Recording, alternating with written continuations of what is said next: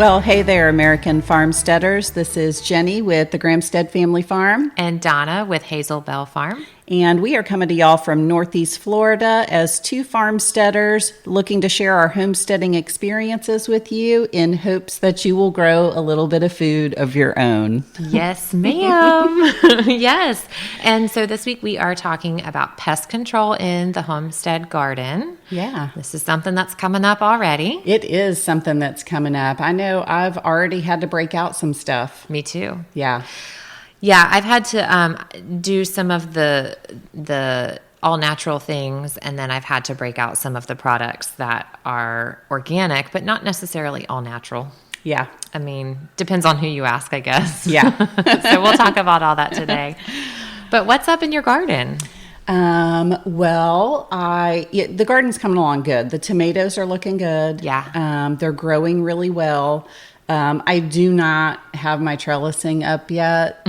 And I was really kicking myself this morning when I went and walked through the garden because we've had a lot of rain and it's been windy.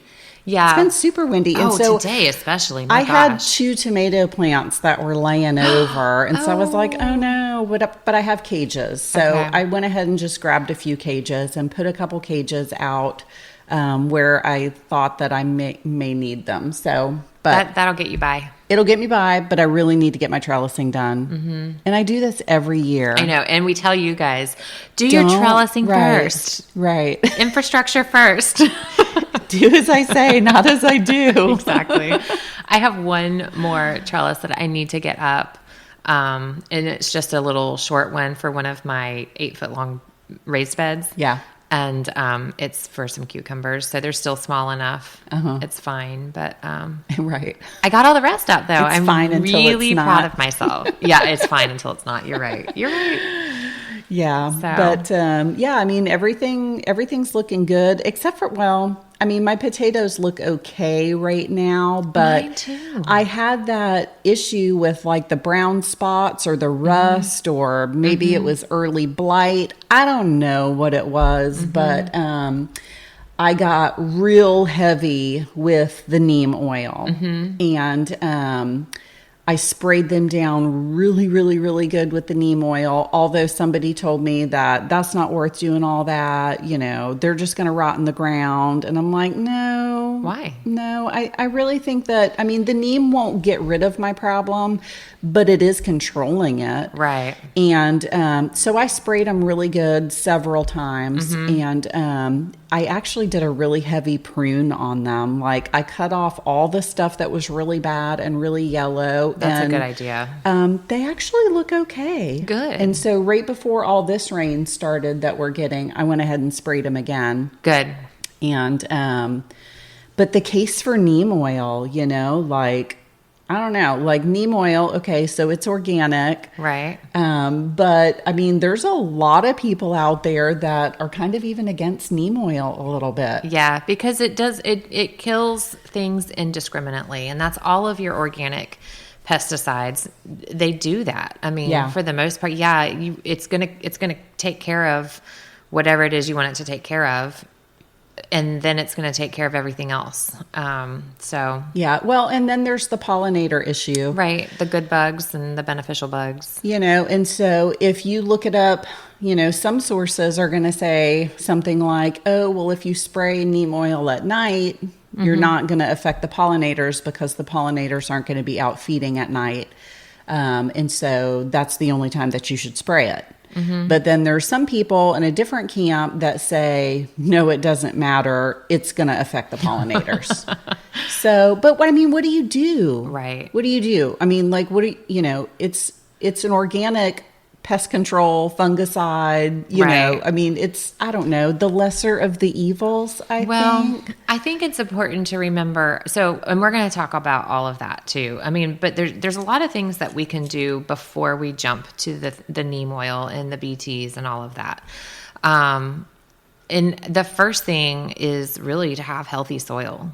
Yeah. And then to also understand that when you have a healthy garden or any healthy ecological space, you're dealing with bugs as part of the ecosystem, right? You have decomposers. Like I have one of my beds of potatoes is just getting really attacked right now by termites.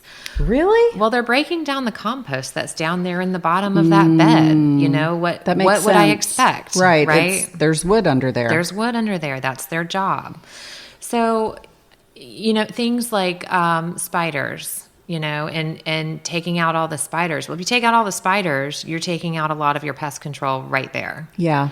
So things like black widows, while, you know, not conducive to a child-friendly garden, if you have kids running around, you need to educate yourself. So I learned what the black widow webs look like. They're very messy. I learned what their egg sacs look like. So I know the signs of seeing the black widow before I even see her. Yeah. And I have a bed that has gotten overrun with black widows in the past, but I have a web right there right now that I just know that's where there's a spider. Mm-hmm. Don't put your hands over the edge of the lip of the board where she might be, and I'm okay. I usually find them around my squash plants. Interesting. Yep. Yeah. That's usually where I find them. And I see them in the garden just about every year. Yeah. So now if they overrun a certain area, I have taken a torch in there and I've taken as many out as I can. Yeah. You know, there has to be some balance there, and there has to be rational thought there too. If I have a little one running up, putting her hands on the bed, I don't want an infestation. Right. Right. So spiders, and then, you know, you have lots of harmless to people spiders that you can just get over yourself and know that they're there. They're there. And they're there for a reason. Right. They serve a purpose. They do serve a purpose. It is kind of nice not to do like the end-all sprays. Mm-hmm. On that same note, parasitic wasps, or even not parasitic wasps, but wasps, you know, mahogany wasps and that kind of thing. We had an incident just this morning where we walked out to the garden just to take a quick peek before we got busy doing other stuff. And Eric got stung on the leg, and he was like, "Dang, what happened?" You know, and I said, "I don't know, but we need to really look for it because Ian got stung a few days ago walking right past the same spot." And really? I don't know how I haven't, because I'm out there mostly every day. Right. You know, many times walking past that same area. And we found it, and there's a very large wasp nest. And I thought, well, I hate to do it. I normally will let them be because I've seen them carrying off pest caterpillars out of my garden. But it's right at my gate coming in the garden, and it's big. Yeah. So that's right at the gate. Yeah. So we had to take them out, and it's not like you could relocate a wasp nest, you know? No. We had to take them out. But if I would have found it, you know, just under my blackberry plants or, you know, anywhere else really in the garden, I probably would have left it alone because it's a good natural pest control. Yeah. Mm-hmm. Yeah, for sure. Yep. Well, and I found the good natural pest control to be sunflowers. Yes. I've got, now that the garden is starting to grow a little bit, I'm seeing lots of little volunteer sunflowers popping up around my garden. The soil's warmed up. The rains are coming. I know. I don't know. And now I feel like we're back in winter. This week is weird. You know, like it's really kind of cold and rainy out, and I just put okra seeds in the ground, and I'm like, darn it. They'll be okay. It's not going to be that cold. Yeah, I know. They'll just germinate better if it was warm. The soil was nice and warm when I put them in, so. But we're getting that slow rain, steady that's rain. That's going to really moisten them up. That'll be good. Yeah. Mm-hmm. Yeah, so sunflowers are a good trap crop. Yeah. And so that's a good thing to consider planting on purpose. Mm-hmm. There's other trap crops. I actually have a couple of kale plants that are all planted right next to each other, and one of them has a really bad aphid infestation. Yeah. And I'm just leaving it there. Yeah. I didn't take it out because oh no, bugs. I want it there because the Yeah. kale right next to it is gorgeous. They're leaving that one alone. Yeah, I have a mustard green plant that is looking not so hot, and I'm just waiting. I know it's going to happen. I know I'm going to go out there one day and find a bunch of bugs on it. It's going to be covered, I'm just leaving it. It's in a bed with where I've got some cucumbers and some squash in there, so that's a good idea. I'm just leaving that right there. Yeah, so if that really bothered you, if aphids were taking over your whole crop of something, all of your mustards or all of your kales or whatever, you could buy in some ladybugs. That would be a good thing. So again, educate what are your beneficial insects. Ladybugs will take care of the aphids. What's the other thing I was going to say? I wrote it down. I really feel like I need like a really good reference chart, like a poster to like hang up somewhere. Like these are all the good bugs. These are all the bad bugs. Oh, assassin bugs. Okay. Are good. Learn what they look like because a lot of people think that they're stink bugs, but they're not. It's tough to remember what stuff looks like because a lot of these bugs, they look really similar to each other, so you get out there and you find them and you're like, oh, I don't know. Let me look it up real quick. Yeah. Like the ladybug, something looks like the ladybug. It's an Asian beetle. Which the ladybug is originally from Asia too, I believe, but it's some kind of Asian beetle, but it's a bad bug. Okay. And it bites and it eats your crops and stuff. It's so yeah, you're right. They look a lot alike. So you have to learn. Praying mantis. I've never done this. No, I'm sorry. I did this one year. I never saw the benefit of it the next year because we moved. Story of my garden life over the last 5 years.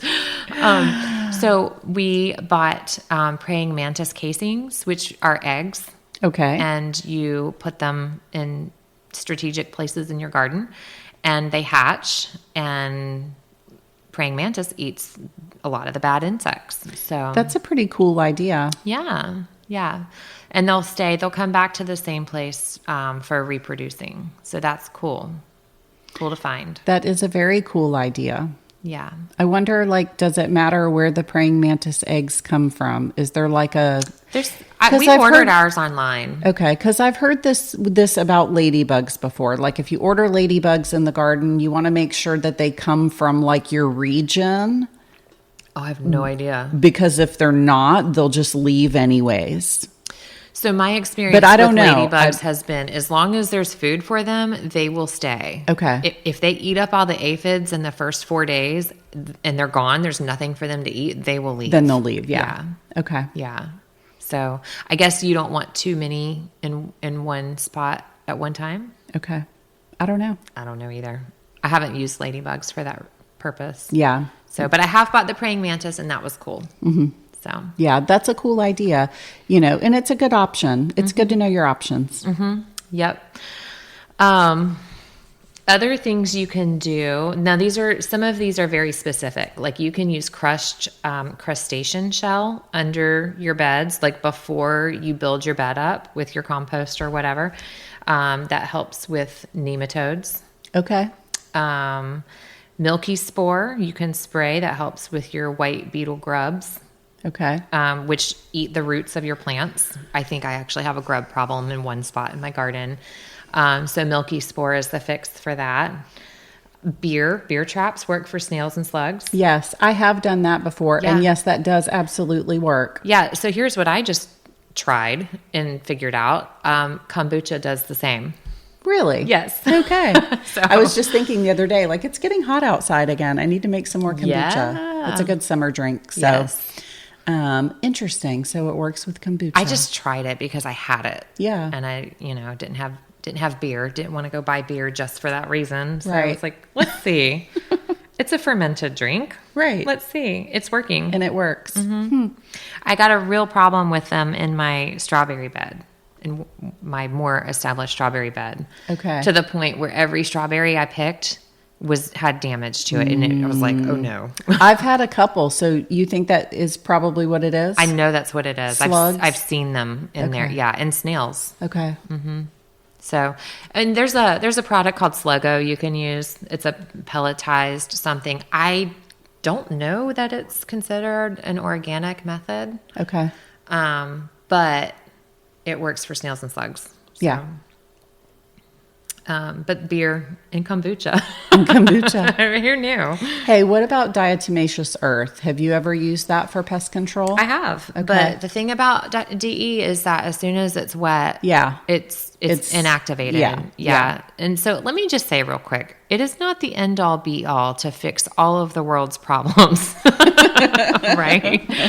There's so many times people, it's like when essential oils started to get real popular and everybody was like lavender oil for everything. There's a fix for that. Well, speaking of essential oils, I have done that in the past, sprayed essential oils around the garden for bug control. And I really do think it works. Yeah. I was doing one concoction one year.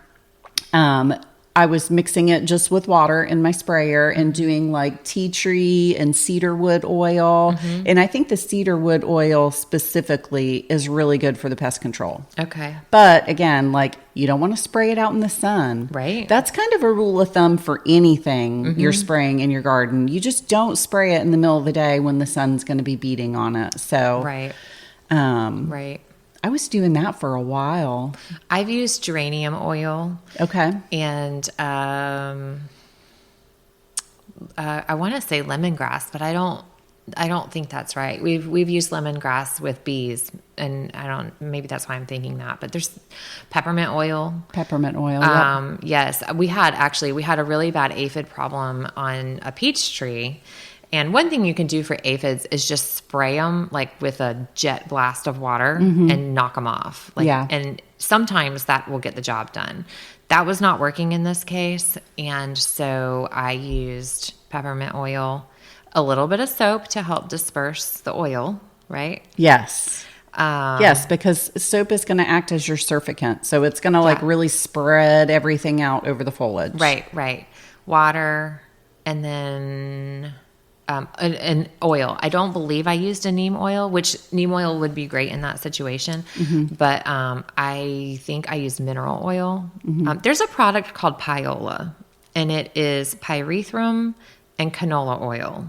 And I was kind of trying to mimic that by using the peppermint oil, like the all-natural deterrents. And then I used the mineral oil in place of canola oil. So, and that worked. Yeah. It worked beautifully. Nice. So, yeah, I really like doing like combination sprays. Yeah. I get out there and I'm like, oh, well, I could mix. It's like a witch's brew.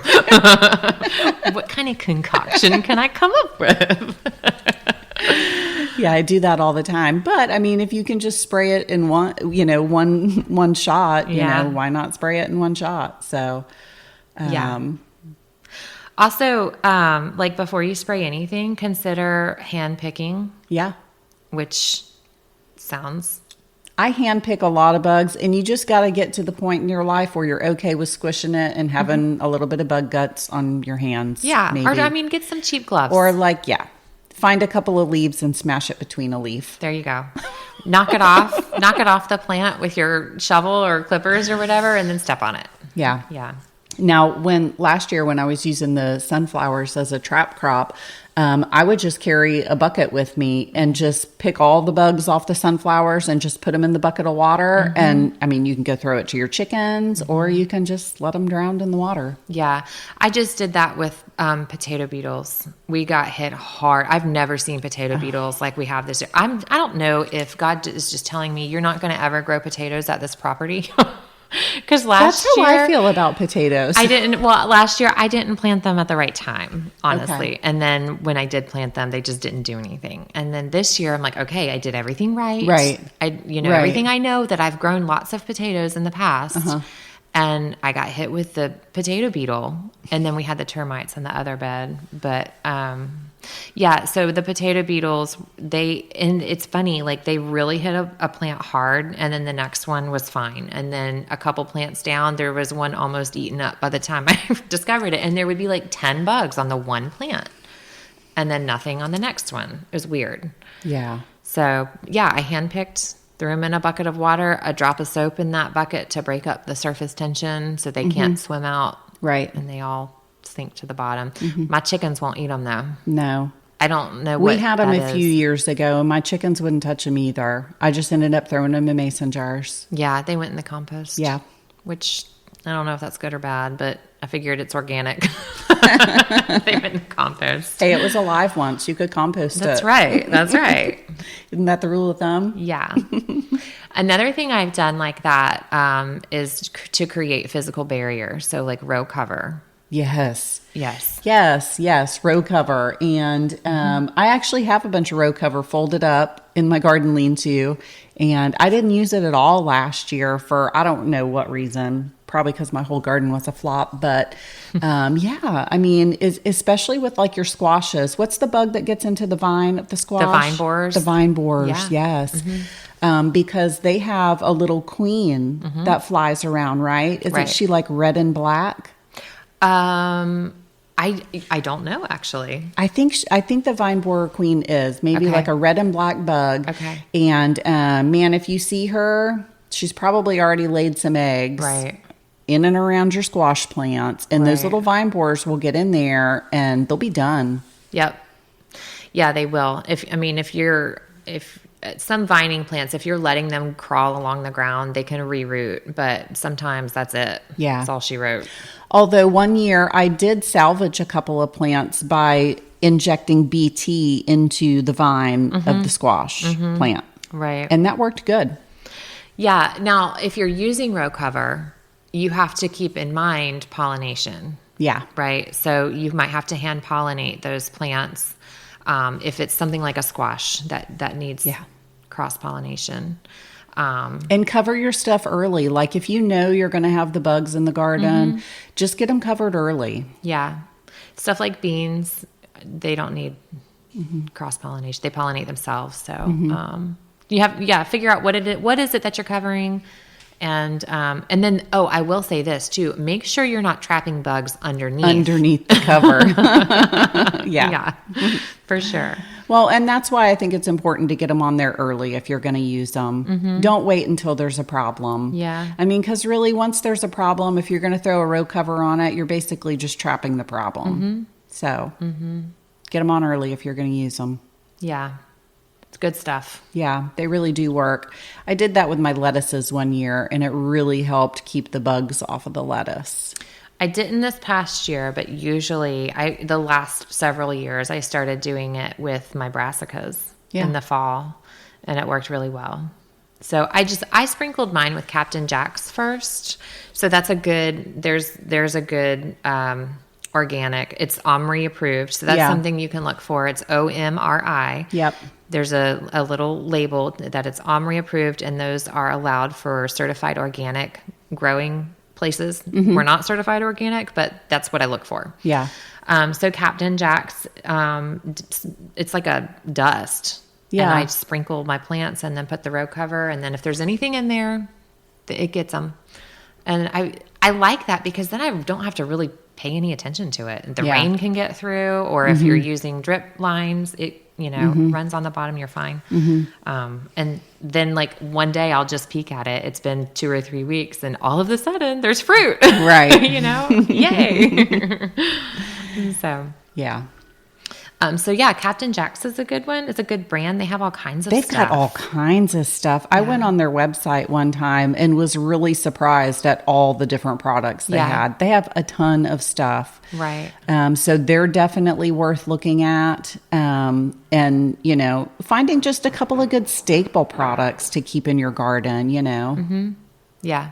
I do keep the Captain Jack's usually. I can't usually find it in the stores. Yeah. I think one of the Tractor Supplies I frequent carries it, but it's always out. Yeah. So I usually just Amazon that one. But I always keep BT. Always keep BT, neem oil. Neem oil. A liquid spinosad. Okay. What is that for? It is for insects. Okay. Yeah, and so what I like to do, and this is if I have to.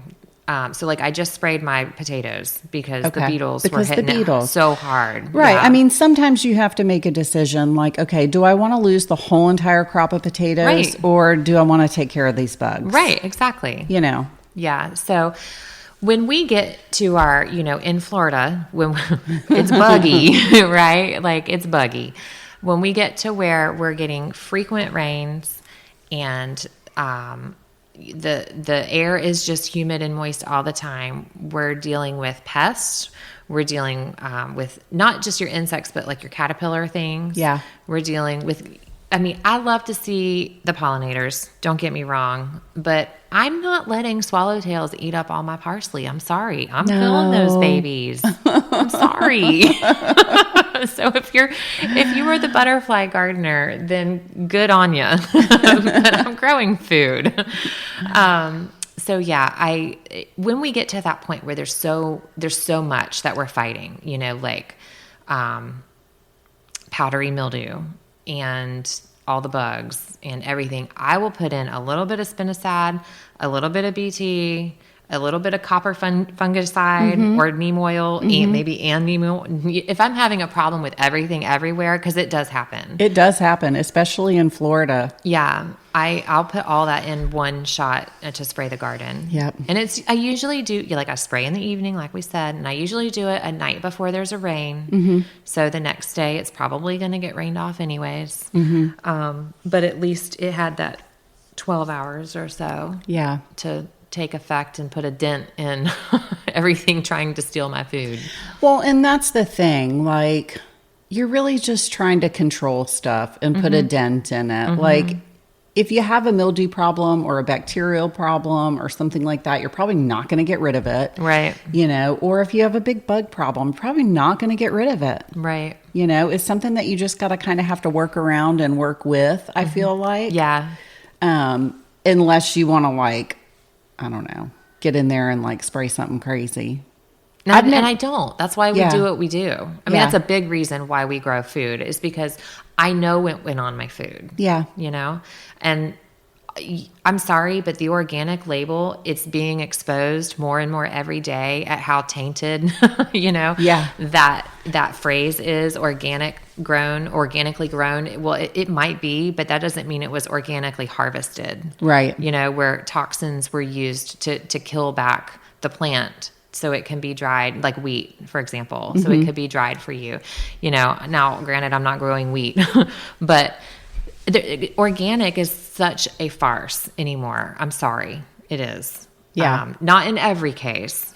Well, and I don't feel like I can trust it. Yeah, no, can't trust it. And the way that the government has it set up, in order to get an organic certification, you're spending a ton of money. You are jumping through a ton of hoops. Right. And it's just kind of ridiculous. So, I really kind of feel like I'm okay without all that. I don't need all that. Yeah, no, I don't feel like I do either, but I do, I do want to do my best to keep it organic. Oh, absolutely. And I can trust what I've grown. Yeah. Yeah. As opposed to, I don't know what's at the grocery store, even though it says organic. I don't know. Yeah. So there's a lot of loopholes in that label that are coming out. I guess that's my point. We don't know. Yeah. So, what else? What else have you got? Oh, kaolin clay. Yes, kaolin clay. That was, you introduced me to that. Yep, kaolin clay. And I actually pulled my bag of kaolin clay out the other day and was like, okay, I got you here on standby. So, that's supposed to be a good deterrent for everything. Right. Fungus, bacteria, bugs, sun scald, all that stuff. Yeah, that's, I haven't used it yet. I haven't used it where I know what I'm doing. Yeah. I used it pretty religiously one season, and it worked great. We had really good results with it, but it was a little kind of sad though, because it makes your whole entire garden white.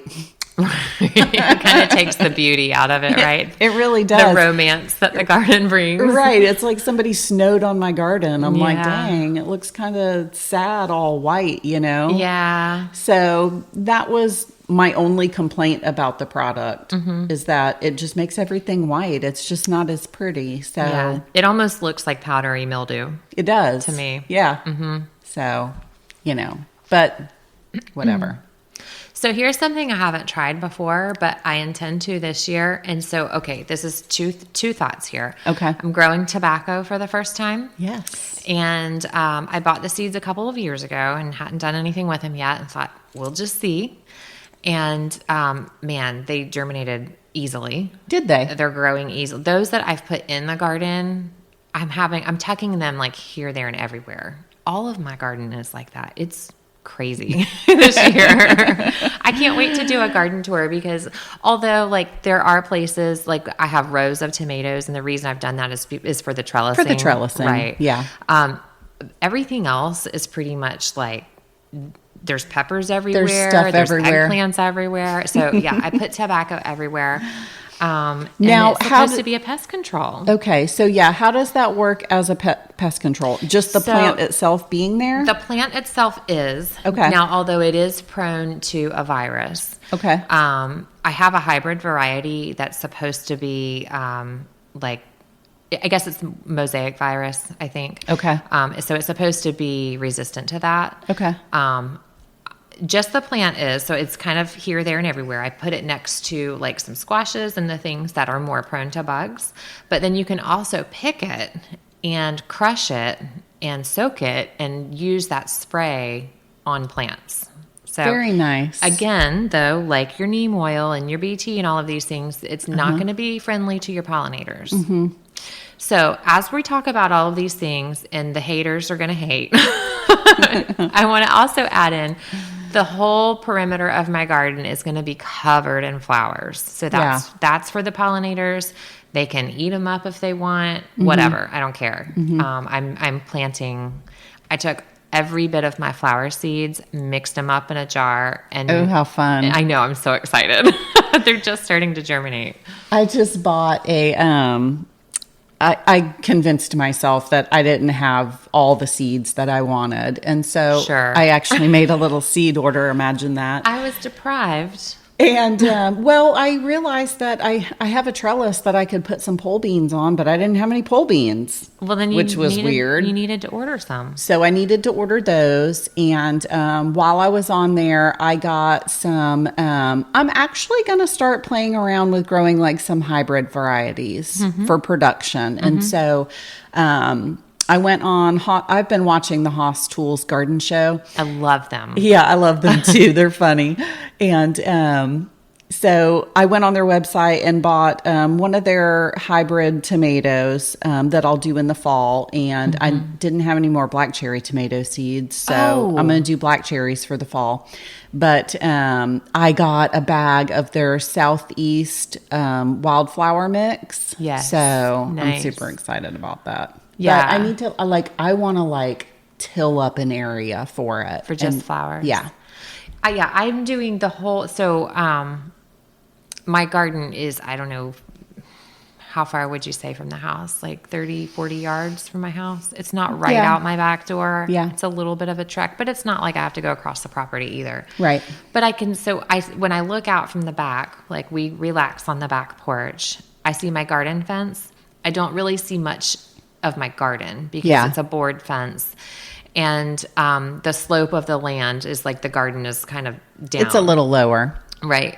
So I want to see the pretty. Yeah. And so all along the front of that is going to be flowers and roselle and like beneficial flower, not just flowers for looking at, but I'm going to also add in some tobacco through there. Nice. That I just won't do anything with. It's just going to grow. Just let it grow. Yeah. Is that a perennial or?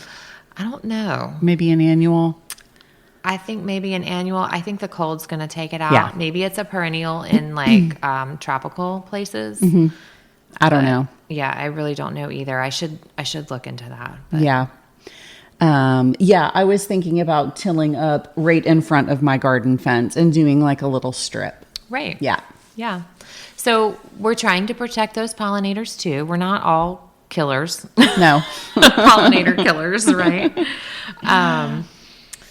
What else? Oh, speaking of seeds, again, I went to a different website because I was convinced that I needed these seeds that these people had. I got white roselle. Ooh. Ooh. Yes, because last year I made wine out of my roselle, and the wine turned out so good. But I really like white wine, so I'm going to do the white roselle and make some white wine with that. So I'll have white roselle seeds here to share in a little while. Very cool. I'll take them. I'm excited about that. So it's always fun to grow new stuff. Yeah, roselle's really cool. It's my favorite flower. The flowers are gorgeous, and they're very much like hibiscus or okra flowers. They're in the same family. And if you've ever been on the fence about growing them, just do one plant. Yeah. And you'll get so much fruit off of it. One is like plenty. Last year I had 2, and I just couldn't use it all. And they kind of get to where they grow out of control. They're very tropical. They liked our summer climate. And Eric liked them so much the first year that I grew them that he thinks the garden is cool and all, but he could live without it. It's not his jam. Like it's not his thing. He likes it for food security, but he doesn't love the garden work. You know? And when I get excited about varieties or seeds or new plants and all that silliness, he's like, whatever. Yeah. Like he doesn't understand. But he really liked the roselle the first year.